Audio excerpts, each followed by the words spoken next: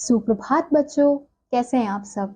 उम्मीद करती हूँ आप सब अच्छे होंगे। तो बच्चों, आज की कक्षा में हम पढ़ने वाले हैं अध्याय नंबर 14, जिसका शीर्षक है 3 बोध कथाएं। तो बच्चों, इस अध्याय में हमें 3 बोध कथाएं दी गई है, यानी कि अलग अलग कथाएं दी गई हैं। तो चलिए इस पाठ को शुरू करते हैं। तो सबसे पहले हम पढ़ेंगे इस पाठ का प्रवेश।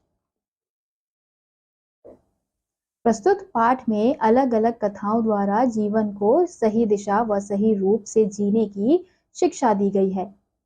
सकारात्मक दृष्टिकोण, परिश्रम तथा मीठी वाणी, ये कुछ गुण ही मानव को सभ्य मानव की श्रेणी में ला देते हैं। तो बच्चों, हमें इस अध्याय में जो 3 कहानियां दी गई हैं वो हमें पढ़कर हमारे जीवन को सही दिशा देने का रूप है। यानी कि अगर हम इस कहानी को पढ़ेंगे तो हमें समझ आएगा कि हमें अपने जीवन को किस प्रकार से सही दिशा में जीना चाहिए।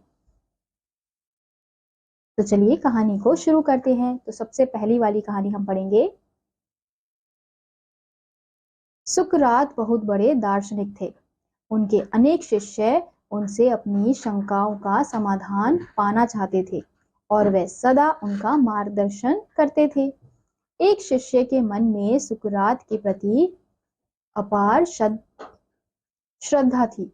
उसने एक दिन सुकरात से पूछा, हम मन को कितना भी समझाएं, सोचें, लेकिन मन पर काबू नहीं प्राप्त कर सकते। ऐसा क्यों होता है? सुकरात ने उसे अपने पास बुलाया। उसके सिर पर हाथ फेरते हुए कहा, जैसी दृष्टि वैसी सृष्टि। इस संसार को सकारात्मक दृष्टि से देखोगे तो हर जगह सुख और शांति नजर आएगी। अगर तुम्हारा दृष्टिकोण नकारात्मक होगा तो हर किसी में दोष ही नजर आएगा। तो बच्चों, सुकरात एक बहुत ही बड़े दार्शनिक थे और उनके शिष्य उनसे हर शंकाओं का समाधान प्राप्त करते थे। यानी कि अगर उन्हें कोई भी शंका होती थी तो वो उनसे प्रश्न पूछते थे और वो उनका उत्तर देते थे, उन्हें मार्गदर्शन देते थे। एक शिष्य का सुकरात के प्रति अधिक अपार श्रद्धा थी। उसने एक दिन सुकरात से पूछा कि हम मन को कितना भी समझाएं, लेकिन मन जो है उस पर काबू करना बहुत ही ज्यादा मुश्किल होता है, कठिन होता है। ऐसा क्यों होता है? फिर सुकरात उत्तर देते हैं कि अगर हम इस सृष्टि यानी कि इस दुनिया को सकारात्मक दृष्टि से देखेंगे, यानी कि अच्छी दृष्टि से देखेंगे, तो हमें जो हमारा जीवन है वो कैसा लगेगा? वो सुख शांति जैसा नजर आएगा। यानी कि हमें हर जगह अच्छी अच्छी चीजें नजर आएंगी, हमें किसी में कोई बुराई नजर नहीं आएगी। लेकिन अगर हम इस दृष्टि को नकारात्मक दृष्टि से देखते हैं, नकारात्मक यानी कि बुरी नजर से देखते हैं, तो हमें हर जगह बुराई ही नजर आएगी। यानी कि हमें हर किसी में कुछ ना कुछ दोष नजर आएगा। तो हम यहाँ देख सकते हैं सुकरात अपने शिष्य को समझा रहे हैं कि जैसी दृष्टि वैसी सृष्टि। यानी कि जैसी दृष्टि यानी कि जैसा हम दृष्टि को देखें, जैसा हमारी दृष्टि हम संसार को देखेगी, हमें वैसा ही नजर आता है। शिष्य को कुछ समझ नहीं आया। सुकरात शिष्य के मन की बात समझ गए। उन्होंने आधे भरे पानी के गिलास की ओर इशारा करते हुए कहा कि सकारात्मक दृष्टि वाले व्यक्ति की नजर में यह गिलास पानी से आधा भरा है, जो गर्मी में उसकी प्यास बुझा सकता है। नकारात्मक दृष्टि व्यक्ति सोचेगा कि इस आधे खाली गिलास से मेरी प्यास कैसे बुझेगी।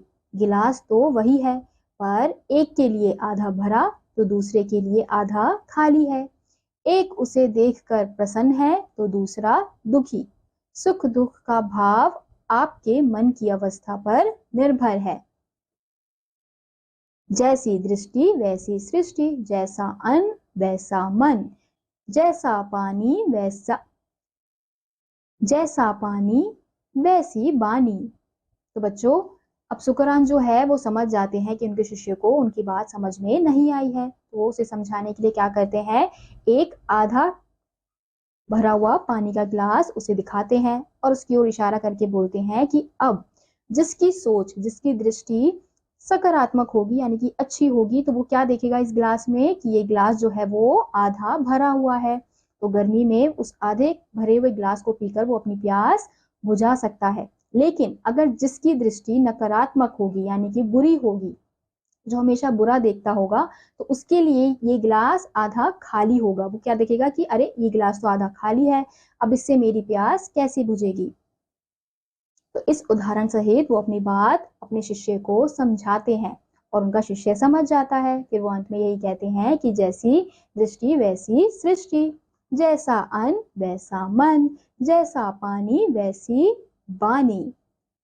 तो ये थी बच्चों हमारी एक कथा, जिससे हमें क्या सीखने को मिलता है कि हमें अपनी दृष्टि यानी कि अपनी नजर को सही करने की जरूरत है। अगर हम अच्छा देखेंगे, हर जगह अच्छी अच्छी बातें सोचेंगे, अपने मन में कुछ अच्छा रखेंगे, तो हमें हर किसी में केवल अच्छाई ही नजर आएगी। लेकिन अगर हम अपने मन में ही बुरी बातें सोचेंगे, हर किसी में बुराई ढूंढेंगे, तो हमें हर जगह बुरा ही नजर आएगा।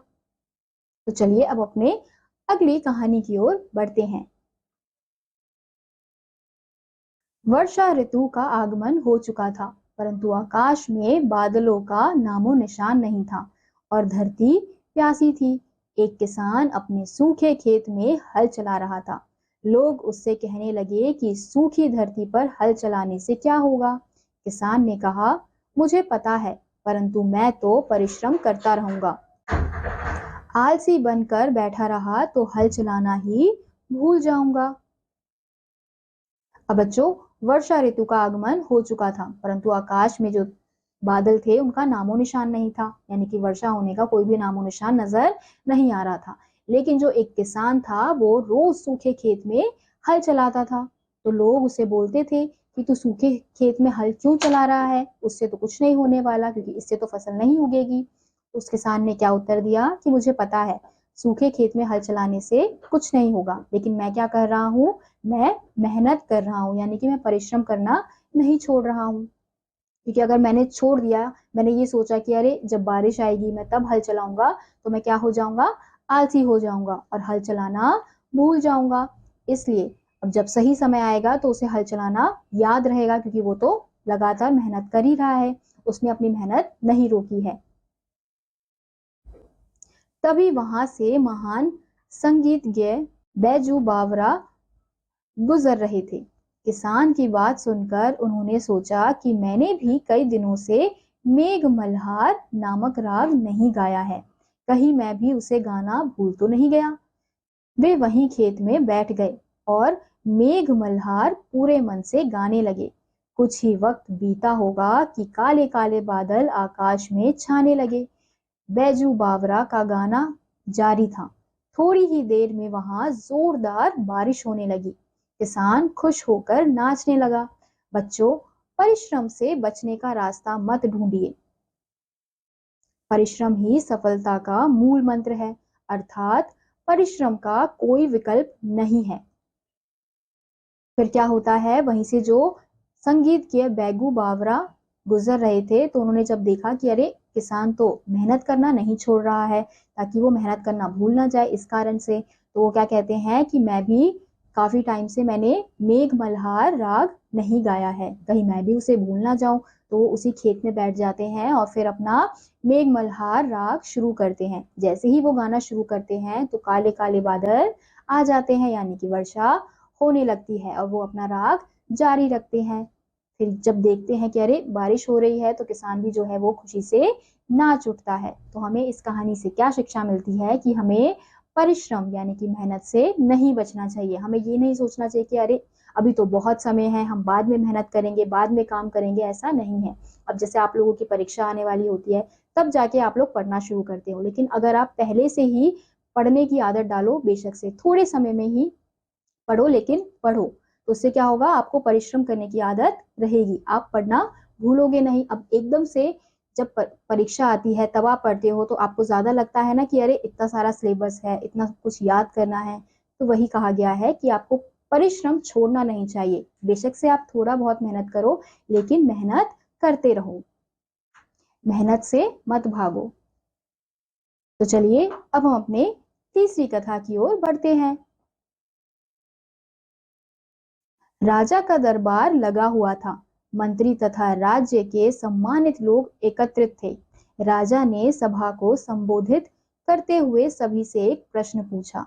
सबसे मीठी और सबसे कड़वी वस्तु का नाम बताइए।